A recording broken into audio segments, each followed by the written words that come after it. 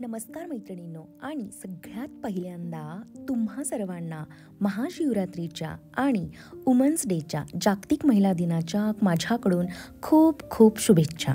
हा video women's day दिवशी मी public करणार आहे, म्हणून मी आजच तुम्हाला आदल्या दिवशीच शुभेच्छा देते जेणेकरून तुम्हाला योग्य दिवशी ह्या पोहोचाव्यात. आजच्या व्हिडिओमध्ये मी तुम्हाला दाखवणार आहे माझं जे खूप दिवसाचं पेंडिंग काम होतं ते मी आज केलं आहे, जसं की मंदिर क्लिनिंग आणि ऑर्गनायझिंग. तर माझं मंदिरही दाखवणार आहे आणि अमेझॉनवरून मी काही ऑर्गनायझर मागवले आहेत.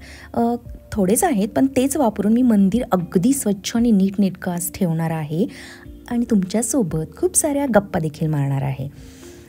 तर इथे बघू शकता तुम्ही हे जे आतलं हे लॅमिनेट दिसते ना तुम्हाला, तर हे टी व्ही युनिटसाठी मागवलेलं लॅमिनेट होतं. लेदर टाईप आहे याचा. जवळून बघू शकता तुम्ही, याला लेदर टेक्स्चर आहे आणि हे व्हाईट कलरचं आहे. पण याच्यावरती ना आता हातांचे वगैरे खूप सारे डाग पडलेले आहेत. मैत्रिणींनो, जर का तुम्हाला फर्निचर बनवायचं असेल, नवीन इंटेरियर करणार असाल, तर व्हाईट कलरचं लॅमिनेट बिनधास्त वापरा. मेंटेन करायला खरंच ते खूप इझी आहे. हा मिथ आहे की व्हाईट लॅमिनेट मेंटेन करायला खूप अवघड जातं, जड जातं.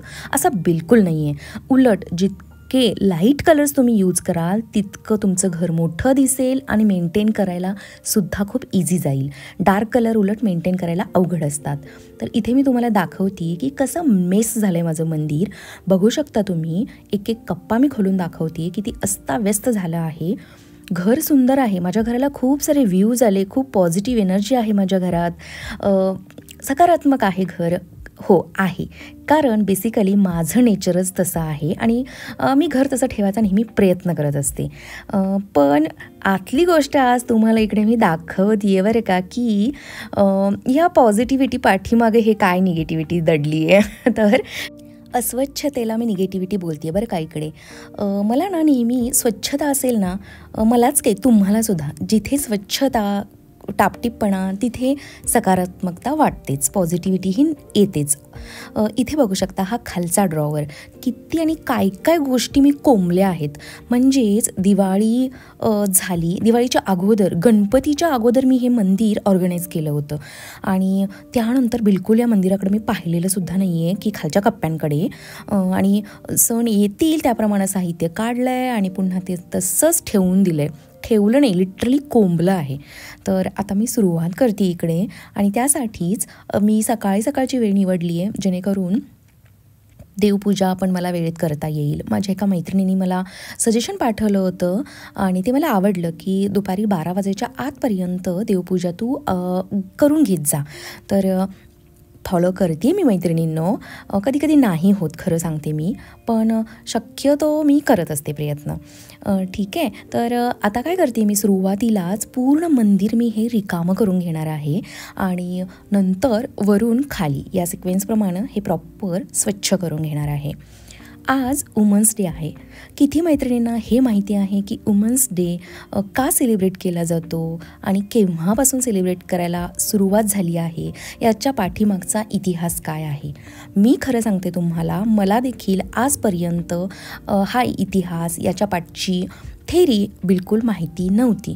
आता तुमच्याशी बोलायचं, वुमन्स डेविषयी बोलायचं म्हणून ॲज अ यूट्यूबर, प्रत्येक यूट्यूबर हा माझ्यासारखा थोडाफार स्टडी करतो, थोडाफार रिसर्च करतो, गुगल करतो आणि मग माहिती कलेक्ट करतो. मुळातच आम्हाला माहिती असेल असं नाही. तर मैत्रिणींनो, तुमच्याशी बोलण्यासाठीच खास मी जेव्हा म्हणजे माझ्या डोक्यात आलं की यार का चालू झालं असेल वुमन्स डे, काय याच्या पाठीमागं रिझन आहे, म्हणून मी गुगल केलं तर मला खूप सुंदर माहिती मिळाली. तीच मी आता तुम्हाला इकडे सांगणार आहे. युनेस्कोच्या मते 20व्या शतकात उत्तर अमेरिका आणि युरोपमधील कामगार चळवळींच्या कार्यातून हा आंतरराष्ट्रीय महिला दिन उदयास आला आहे. झालं असं की न्यूयॉर्कमध्ये 1908 साली झालेल्या गारमेंट कामगारांच्या संपांच्या स्मरणार्थ पहिल्यांदा 28 फेब्रुवारी 1909 रोजी अमेरिकेत फर्स्ट वुमन्स डे सेलिब्रेट करण्यात आला आणि त्यानंतर 8 मार्च 1975 रोजी आंतरराष्ट्रीय महिला वर्ष होतं ते. त्या दरम्यान संयुक्त राष्ट्रसंघाने आपला पहिला अधिकृत आंतरराष्ट्रीय महिला दिन साजरा केला. तर हे सगळं असं आहे. आणि याचं महत्त्व काय आहे हे माहिती आहे? तर स्त्री पुरुष समानतेचा संदेश देण्यासाठी आणि लिंगभेदमुक्त चांगला समाज निर्माण करण्यासाठी हा आंतरराष्ट्रीय महिला दिन म्हणजेच वुमन्स डे साजरा केला जातो. या दिवशी महिलांचा सन्मान केला जातो आणि महिलांच्या समान हक्कांसारख्या समस्या, महिलांवर होणारा अत्याचार, शोषण तसेच प्रजनन हक्कासारख्या विषयांवर प्रकाश टाकला जातो. हे खरं महत्त्व आहे. पण मैत्रिणींनो, मला सांगा, वुमन्स डे हा एका दिवसाचा साजरा करणारा दिवस आहे का? तर नाही. वुमन्स डे हा रोजच असला पाहिजे. रोजच तिला समान हक्क मिळायला हवा. कसं आहे की आपल्यावरतीच आपलं कुटुंब अवलंबून असतं. आपण कोणाची तरी आई आहोत, बायको आहोत, बहीण आहोत, सून आहोत. आपण सगळ्या नात्यांना जोडून ठेवत असतो. आपलं घर आपल्याचवरती पूर्णपणे अवलंबून असतो. तर याचसाठी सगळ्यात महत्त्वाचं आहे ते म्हणजे आपण आनंदी असणं. आपण आनंदी कधी असू शकतो किंवा राहू शकतो तर आपलं जेव्हा आरोग्य उत्तम असेल. आपण काय करतो जनरली की आपल्या मुलांचं आरोग्य, नवऱ्याचं आरोग्य याची काळजी घेतो, पण आपल्या स्वतःच्या आरोग्याकडे कधी कधी दुर्लक्ष करतो. तर असं नाही केलं पाहिजे. मला सांगा, कोण कोण मैत्रिणी प्रत्येक वर्षी आपलं चेकअप करून घेतात? जसं की पॅप्समियरची सगळ्यात महत्त्वाची टेस्ट की ती प्रत्येक 3 वर्षाला केली पाहिजे. पॅप्समियर काय आहे हे जर का तुम्हाला माहिती नसेल तर मी सांगते. ही कॅन्सरची स्क्रीनिंग टेस्ट असते. म्हणजेच पिशवीच्या आपल्या गर्भाशयाच्या मुखाचा कॅन्सर होऊ नये किंवा काय आहे तिथली कंडिशन, तिथल्या पेशी चेक केल्या जातात आणि ती एक छोटीशी पॅप्समियर नावाची टेस्ट असते. मॅमोग्राफी आपण करतो का? तर तीही केली पाहिजे. स्तनांचा कॅन्सर त्याच्यापासून बचाव या सगळ्या टेस्ट, आपली शुगर टेस्ट, थायरॉईड टेस्ट, आपली ब्लड टेस्ट, या काही महत्त्वाच्या टेस्ट आहेत त्या आपण आठवणीनं रेग्युलरली शेड्यूल करून प्रत्येक वर्षी करायला हव्या असं मला वाटतं. मी करते, तर तुम्ही करता की नाही हे मला नक्की सांगा. तर आता मंदिर माझं सगळं रिकामं करून झालं आहे. तुम्ही ते बघू शकता. इतका सारा पसारा मंदिरामधून निघाला आहे, जो मी 2 स्टीलच्या पाट्या आणि एक परात घेतली आहे आणि सगळं काढलं आहे. आता उद्या महाशिवरात्र आहे म्हणून मी आजच देव घासून घेणार आहे, म्हणजे उद्या जास्ती गडबड नको. तर इथे बघू शकता की देवांना मी छानपैकी व्यवस्थित इकडं किचन ओट्यावर आणून ठेवलं आहे आणि मंदिरातलं सामान हे सगळं खाली काढलं आहे. हे जे बस्कर आहेत ना, हे बस्कर मंदिरात ठेवले जायचे खालच्या ड्रॉवरमध्ये, कारण खाली जेवायला बसायचो जेव्हा डायनिंग टेबल नव्हता. अजूनही बसतो आम्ही कधी कधी. तर तिथल्या तिथे पटकन ते घेता यावे म्हणून ते मंदिराच्या खालच्या ड्रॉवरमध्ये मी ठेवले होते. पण मी आता ते तिथून काढले, व्यवस्थित घड्या घालून दुसऱ्या ड्रॉवरमध्ये ठेवून दिले. सुरुवात अगदी छतापासून करते. तर मंदिराचं छत कसं आहे माझ्या हे बघू शकता. मंदिरामध्ये जी काही लाईटिंग केलेली आहे, म्हणजे लाईट्स काढलेली आहे बॅक साईडला, त्याची वायरिंग इथं तुम्हाला दिसत असेल वरती, आणि साईडला हे जे काही स्क्रू दिसत आहेत, या स्क्रूला इतका सारा धागा लपेटलेला दिसतो आहे. कळालंच असेल तुम्हाला की मंदिराला जेव्हा आपण हार घालतो ना, त्या हारचा धागा लावण्यासाठी हे स्क्रू लावले होते, जे आज मी तो धागा फायनली काढून टाकला आहे आणि या स्क्रूला छान असं मोकळं केलेलं आहे, जेणेकरून महाशिवरात्रीचा हार मला पुन्हा मंदिराला लावता येईल. तर मंदिरवरून छान मी झाडून घेतलं आहे आणि झाडण्यासाठी मी लक्ष्मीपूजनसाठी आपण जी लक्ष्मी पुजतो ना, म्हणजे छोटा झाडू, त्याचा वापर केला आहे. मस्त इझी पडतं ते वापरायला मोठा झाडू घेण्यापेक्षा. तर इथे बघू शकता तुम्ही, मी पहिल्यांदा ना लिक्विड सोपनी छान ग्रीन कलरचा स्क्रबर यूज करून मंदिर क्लीन करून घेतलं.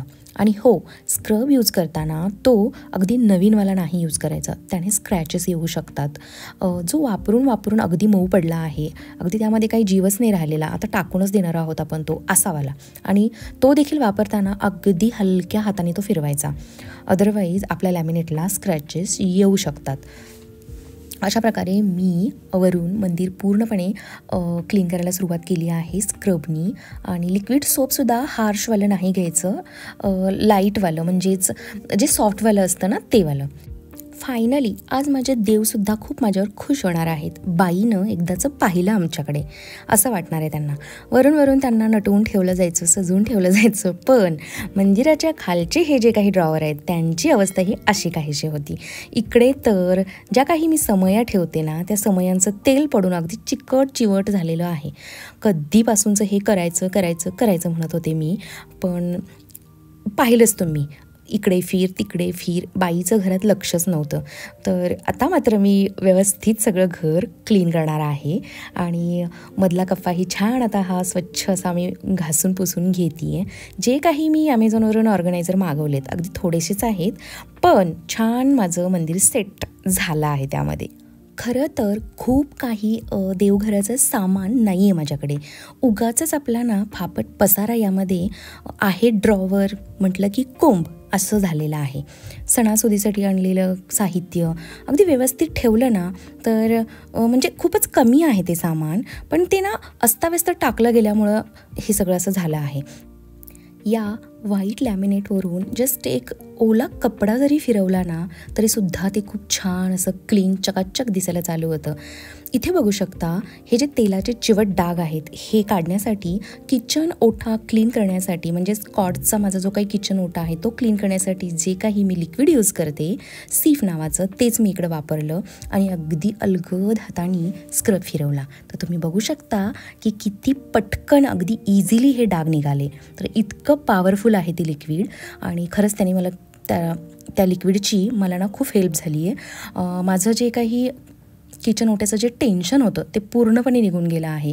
जरी डाग पडले माझ्या ओट्याला तरीसुद्धा ते सीफ आहे म्हणून मी बिनधास्त राहू शकते. मी तुम्हाला दाखवेन, कधीतरी व्हिडिओ शेअर करेन की किती डाग माझ्या ओट्याचे हे सीफ काढतं. तर चला आता इकडे ना मी काय केलं आहे, मातीची जे काही मातीच्या पंत्या सुकड्या आहेत ना त्या मी रिकाम्या द्राक्षांच्या एका बॉक्समध्ये घालून ठेवल्या आहेत, जेणेकरून त्या नंतर आपल्याला वापरता येतील. मी जनरली संक्रांतीच्या सुकडी किंवा लक्ष्मीपूजनसाठी आणलेल्या कुठेही टाकत नाही. जुन्या घरातल्या होत्या त्या जुन्या घरीच मी ठेवल्या, त्या आणल्याच नाहीत. नवीन घरी आल्यानंतर नवीन घेतल्या होत्या. आणि हेच ते 3 ऑर्गनायझरचे डब्बे आहेत ज्यामध्ये मी आता छानपैकी देवाचं साहित्य सगळं ठेवते. आणि मी कसं सेग्रिगेट केलं आहे की एका ड्रॉवरमध्ये म्हणजे एका बॉक्समध्ये देवाचं जे काही एक्स्ट्राचं हळदी कुंकू अष्टगंध गुलाल असतो ते ठेवलं. दुसऱ्यामध्ये देवाची छोटे आरत्या ताटं पंतींच्या खाली म्हणजे समईच्या खाली ठेवतात त्या प्लेटा ते ठेवून दिलं. आणि तिसऱ्यामध्ये अगरबत्ती धूप कापूर हे सगळं ठेवलं. तर आता बघू शकता की किती सुंदर दिसतंय माझं मंदिर. आणि हा कप्पा किती सुटसुटीत आणि छान झाला आहे. बॉक्सला झाकणं नाही घेतली मी, म्हणजे विदाऊट झाकणेवाले हे डब्बे आहेत, म्हणजे जेणेकरून इझिली दिसेल, मला पटकन हाताने काढता येईल देवपूजा करताना.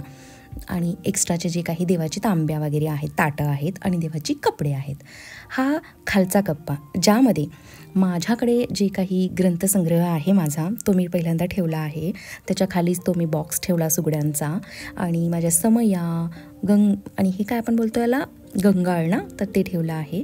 आणि ही जी काही छोटी पिशवी आहे ना तुम्हाला दिसते, यामध्ये हा जो एक्स्ट्राचा लक्ष्मीपूजनचा झाडू आहे, म्हणजे मगाशी जो यूज केला तो नाही, हा अजून एक आहे वेगळा, तो मी ठेवून दिला आहे तसाच.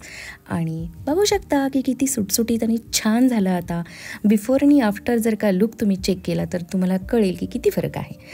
फायनली माझं मंदिर क्लीन आणि ऑर्गनाईज करून झालेलं आहे. खूप सारा कचरासुद्धा मी यातून काढलेला आहे. आणि चला याच नोटवरती आजचा व्हिडिओ इकडंच एंड करूया. उद्या भेटते पुन्हा एकदा एका नवीन व्हिडिओमध्ये. तोपर्यंत छान मस्त मजेत राहा, स्वतःची काळजी घेत राहा. बाय.